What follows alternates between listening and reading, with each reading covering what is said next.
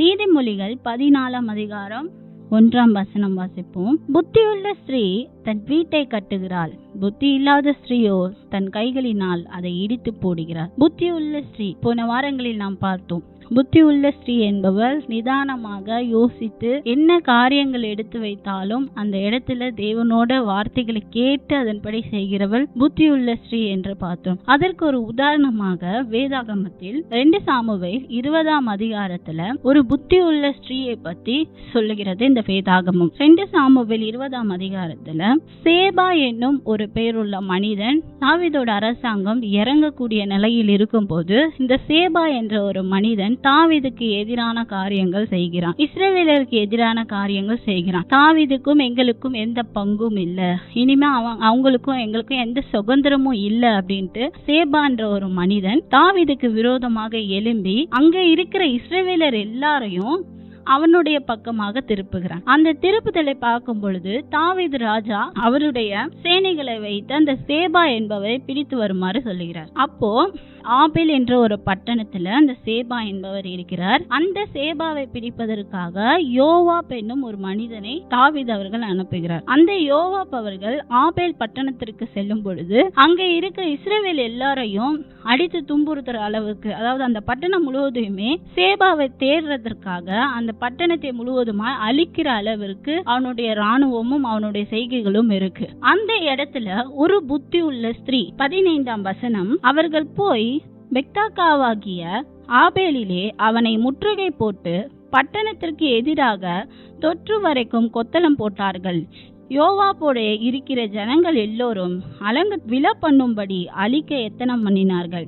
அப்பொழுது புத்தியுள்ள ஒரு ஸ்திரீ பட்டணத்தில் இருந்து சத்தமிட்டு, கேளுங்கள் கேளுங்கள், நான் யோவாபுடனே பேச வேண்டும், அவரை இங்கே கிட்ட வர சொல்லுங்கள் என்றாள். தைரியமாக அந்த புத்தியுள்ள ஸ்திரீ யோவாபோடு பேசுவதற்காக வருகிறார்கள். பட்டணத்தையே அழிக்கக்கூடிய அளவிற்கு அந்த அளவுக்கு கோபத்தோடு வந்திருக்கிற அந்த யோவாப் இடத்துல நான் பேசணும், கண்டிப்பா நானு அந்த இடத்துல நான் பேசி ஆகணும், அவரை கூப்பிடுங்க அப்படின்னு சொல்லி கூப்பிட்டு அந்த யோவாப்போட பேசும் பொழுது, ஏன் இந்த ஜனங்களை நீங்க இப்படி துன்புறுத்தணும்னு நினைக்கிறீங்க, ஏன் இந்த பட்டணத்தை அழிக்கணும்னு நினைக்கிறீங்க, எதனால அப்படி நாங்க கேட்கிற கேள்விக்கு இந்த இடத்துல நியாயம் கிடைக்கும் அப்படின்னு சொல்லும் பொழுது உடனே யோவாப் சொல்றாரு, நாங்க அழிக்கிறதுக்கும் எங்களுக்கு மனது இல்ல, ஆனா இந்த இடத்துல சேபா என்ற ஒரு மனிதன் இருக்கிறாரு, அவரை பற்றி தான் நாங்க தேட வந்திருக்கோம், அவரை நீங்க பிடிச்சு கொடுத்துட்டீங்கன்னா நாங்க கிளம்பிடுவோம் அப்படின்ற மாதிரி அவர் சொல்றாரு. அப்போ அந்த புத்தி உள்ள ஸ்ரீ, அந்த சேபாவுடைய தலை உன்னிடத்தில் இருக்கும் என்று சொல்லிட்டு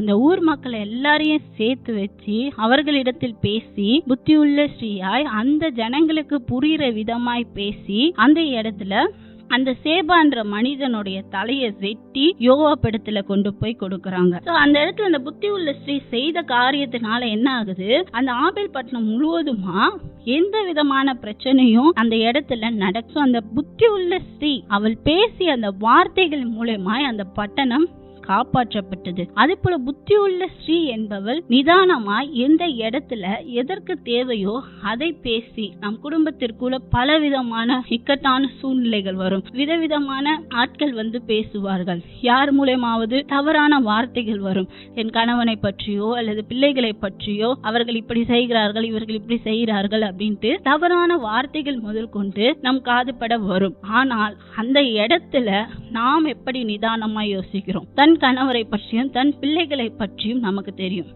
அந்த இடத்துல நாம் யோசித்து அவர்களிடத்தில் விசாரித்து அந்த இடத்துல ஒரு தீர்வை நாம் கொண்டு வர வேண்டும். அவர்கள் தான் புத்தி உள்ள ஸ்திரீ என்பார்கள். அந்த புத்தி உள்ள ஸ்திரீ என்னென்னலாம் பண்ணுவாங்கன்னா, முதல்ல கர்த்தரிடத்தின் மீதுள்ள பயம், தேவனோடு இருக்கிற உறவு என்பது அவர்களுக்கு ரொம்ப முக்கியம். கிறிஸ்துவானவர் நமக்கு தலையா இருக்கிறார். அதே போல தேவனிடத்தில் உள்ள பக்தி, அன்பு, பயம் எல்லாமே வந்து தேவனிடத்துல நாம் அதிகமாய் செலுத்த வேண்டும். சங்கீதம் 127 1ஆம் வசனம் சொல்லுகிறது, கர்த்தர் வீட்டை கட்டாராகில் அதை கட்டுகிறவர்களின் பிரயாசம் விருதா.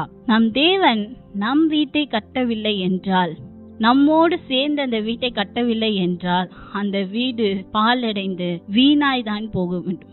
ஆதலால் புத்தி உள்ள ஸ்ரீயாய் நாம் இருந்து தேவனுக்கு பயந்து நம் வீட்டை கட்டுவோமானால் அவரிடத்தில் ஆலோசனை பெற்று நம் குடும்பத்தை நாம் நடத்த வேண்டும். அவருடைய வழியில நம் குடும்பத்தை நாம் நடத்த வேண்டும். நாம் முதலாவது தேவனோடு பேச வேண்டும். நாம் முதலாவது காரியங்களை எடுத்துரைக்கும் போது எனக்கு ஆலோசனை கொடுங்க, எனக்கு இதை பண்ணுங்க, என் குடும்பத்திற்கு இதை நான் செய்ய போறேன், இதை நான் பண்ணும் போது இது சரியா இருக்குமா, இதெல்லாம் கேட்டு ஆராய்ந்து தேவனோடு உறவாடி அந்த இடத்துல நாம் செய்யும் பொழுது நாம் நம் குடும்பத்தையும் நம் பிள்ளைகளையும் அதிகமாய் இன்னும் மென்மேலும் வளருவதற்கு கிருபை செய்ய போகிறவர்களாய் இருப்போம். நாம் புத்தி உள்ள ஸ்ரீயாய் இருப்போம். முதலாவது தேவன் மீதுள்ள அன்பு. நாம் தேவனுக்கு இடம் கொடுத்து வழிவிட்டு அந்த குடும்பத்திற்குள்ளாக கிறிஸ்துவை தலையாய் வைத்து நம் குடும்பத்தை நடத்த வேண்டும். இரண்டாவதாக கணவருக்கு மீதுள்ள அன்பும் பக்தியும். கணவனுக்காக இருக்க வேண்டிய இடம், அவர்களுக்கு செய்ய வேண்டிய மரியாதை நாம் கண்டிப்பாக செய்ய வேண்டும். கொலோசையர் 3:18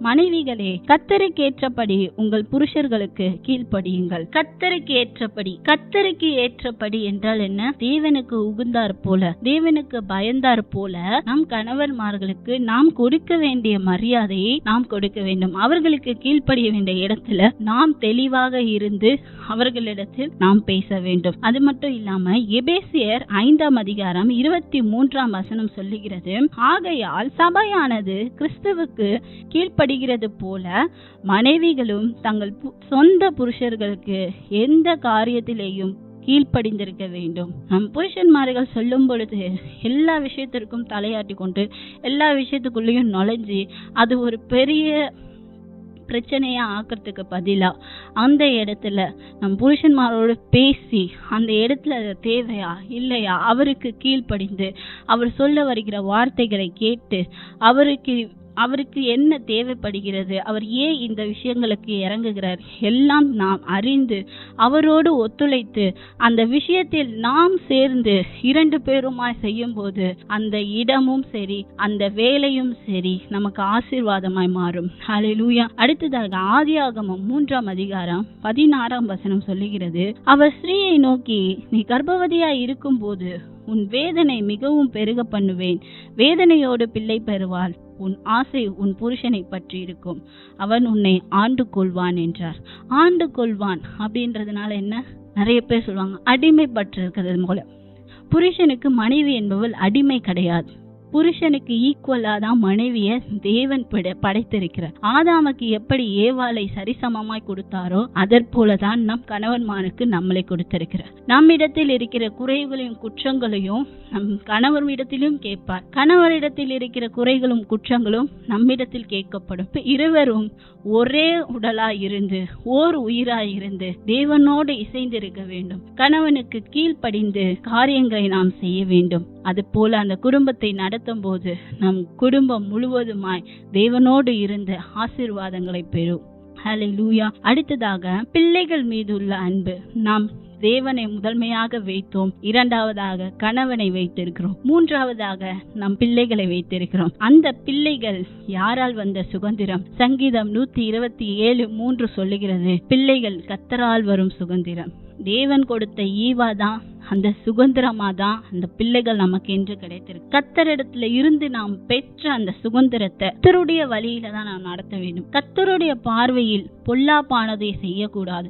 கர்த்தருடைய பார்வையில உகுந்ததா செய்ய வேண்டும், செம்மையானதாய் செய்ய வேண்டும். அந்த பிள்ளைகளுக்கு நாம் சொல்லிக் கொடுக்க வேண்டிய ஒவ்வொரு காரியங்களும் புத்தி உள்ள ஸ்திரீயை போல, அந்த சாமுவேலில் பார்த்த அந்த புத்தி உள்ள ஸ்திரீயை போல அந்த மக்களிடத்தில் எவ்வாறு பேசி அந்த சேபாவை கொண்டு வந்தாலோ அது போல நம் பிள்ளைகளிடத்தில் தேவனுக்கு பயந்திருக்க வேண்டும். தேவனுக்கு இதை செய்தால் பிடிக்காது என்பதை நாம் தெளிவாக எடுத்துரைக்க வேண்டும். தேவனிடத்தில் இப்படிதான் ஜெபிக்க வேண்டும், தேவனிடத்தில் இப்படிதான் நடந்து கொள்ள வேண்டும் என்பதை நாம் நம் பிள்ளைகளுக்கு அறிவுறுத்தி கொண்டே இருக்க வேண்டும். அவர்கள் பெரியவர்கள் ஆகி அவர்கள் ஒரு குடும்பத்தை நடத்தும் அளவும் அவர்கள் நம் பிள்ளைகள். அந்த பிள்ளைகளிடத்தில் நாம் தேவனை பற்றி முழுமையாய் நாம் ஆராதிக்கிற தேவனை கொண்டு போய் சேர்க்க வேண்டும். இவ்வாறு நாம் புத்தி உள்ள ஸ்ரீயாய் இந்த இடத்துல நாம் செய்யும் போது நம் வீட்டை நாம் கட்டினால் அதே போல நமக்கு பரலோகத்திலும் தேவன் நமக்கென்று ஒரு வீட்டை ஆயத்த பண்ணி கொண்டிருக்கிறார். நாம் செய்கிற இந்த புத்தி உள்ள ஸ்திரீன்ற அந்த ஸ்திரீ நடத்துகிற விதங்களை காட்டிலும் பரலோகத்தில் அதே போல் நாம் வாசம் செய்வதற்கு தேவன் வழிவாசலை திறந்தருளுவார். அந்த வாசஸ்தலம் ஆயத்தமாய் உள்ளது. நாம் அதற்கு ஆயத்தமாயிருப்போம். நம் குடும்பத்தையும் அதற்கென்று ஆயத்தப்படுத்துவோம். நாம் இந்த பூமியில் இருக்க வேண்டிய காரியங்களுக்காக செலவிடாமல் நாம் பரலோகத்தில் போகும்போது தேவனோடு துதிப்பதற்கும் தேவனோடு ஆராதனை செய்வதற்கும் நான் எப்படி இருக்க போறேன் என்பதை நம் குடும்பத்தின் மத்தியில் கிறிஸ்துவை தலையாய் வைத்து, கணவனை இரண்டாவதாக வைத்து, பிள்ளைகளை மூன்றாவதாக வைத்து நாம் அந்த குடும்ப புத்தி உள்ள ஸ்திரீயை போல நடத்துவோமானால் தேவன் பெரிய காரியங்களை செய்து நம் குடும்பத்தோடு பரலோகத்தில் போய் அவரை சந்திப்பதில் மிகவும் மகிழ்ச்சியோடு இருப்போம். ஹல்லேலூயா. நாம் ஜெபிப்போம். மகா பரிசுத்த எங்க நல்ல ஆண்டவரே, உமக்கு ஸ்தோத்திரம் தகப்பனே. நேற்று இன்றும் என்றும் மாறாத தேவனே, இந்த நாளிலும் எங்களுக்கு என்று கொடுத்த இந்த வார்த்தைகளுக்காக நன்றி ராஜா. புத்தி உள்ள ஸ்திரீ எப்படி இருப்பாங்களோ அதை நீங்க விளக்கி இருக்கீங்க தகப்பனே. அதுக்கு ஒரு எக்ஸாம்பிளும் கொடுத்திருக்கீங்க ராஜா. அப்பா, அந்த வேதாகமத்தில் இருந்த அந்த புத்தி உள்ள ஸ்திரீயை போல நாங்களும் எங்கள் குடும்பத்தில் புத்தி உள்ள ஸ்திரீயா எங்கள் கணவனையும் எங்கள் பிள்ளைகளையும் நாங்கள் நடத்த வேண்டும் ராஜா. உம்முடைய வழியில் நாங்கள் நடத்த எங்களுக்கு போதுமான ஞானத்தையும் அறிவையும் புத்தியும் கொடுங்க. புத்தி உள்ள ஸ்திரீயை போல நாங்கள் நடக்க உதவி செய்யுங்க. நீரே பொறுப்பெடுத்து வழி நடத்துங்க. நீங்க எங்க கூட அசைவாடுங்க. நீங்க எங்க கூட ஆலோசனை கொடுங்க. நீங்க எங்க கூட இருந்து காரியங்களை வாய்க்க பண்ணுங்க. நீரே பொறுப்பெடுத்து வழி நடத்துங்க. இயேசு கிறிஸ்துவின் நாமத்தில் ஜெபிக்கிறேன் ஜீவனுள்ள நல்ல பிதாவே. ஆமேன், ஆமேன். கர்த்தர் தாமே உங்கள் அனைவரையும் ஆசீர்வதிப்பாராக. ஆமென்.